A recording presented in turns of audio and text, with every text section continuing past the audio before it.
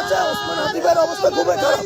শুক্রবার দুপুরে শরীফ ওসমান হাদির উপর সন্ত্রাসী হামলা পরিণত হয় টক অব দ্য কান্ট্রিতে। গুলি করেছে মোটরসাইকেল থেকে।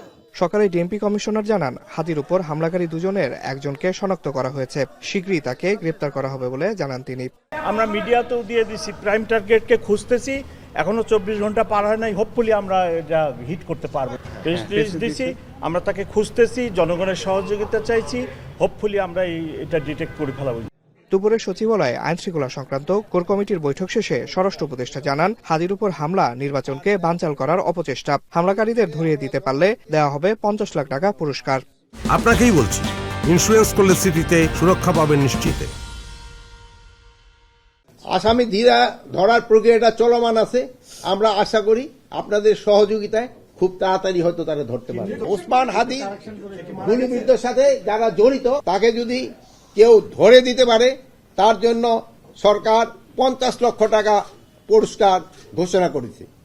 জুলাই যোদ্ধাদের নিরাপত্তা নিশ্চিতে কমিটি গঠন ও আসন্ন নির্বাচনে প্রার্থীদের অস্ত্রের লাইসেন্স দেওয়ার সিদ্ধান্তের কথা জানান স্বরাষ্ট্র উপদেষ্টা। এক প্রশ্নের জবাবে বলেন, তারেক রহমানের নিরাপত্তা নিয়ে কোনো শঙ্কা নেই। তার নিরাপত্তার ব্যাপারে কোনো শঙ্কা নাই। তার নিরাপত্তার ব্যাপারে যত ধরনের প্রস্তুতি আমরা নিব।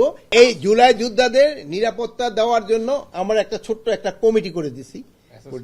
ওই কমিটি অ্যাসেস করে তারপরে তারা ব্যবস্থা করবে। যারা ইলেকশনে পার্টিসিপেট করবে এবং তারাও যদি হাতিয়ার চায়, তাদেরও হাতিয়ার আমরা লাইসেন্স তাদের আমরা দিব। লুট হওয়া অস্ত্র উদ্ধারে অপারেশন ডেভিল হান্টের দ্বিতীয় ধাপ দ্রুত শুরু হবে বলে জানান স্বরাষ্ট্র উপদেষ্টা। লুট হওয়া ও অবৈধ অস্ত্র উদ্ধারে আইন শৃঙ্খলা বাহিনীর অভিযান চলমান রয়েছে। আসিফ ইকবাল খান, এখন, ঢাকা।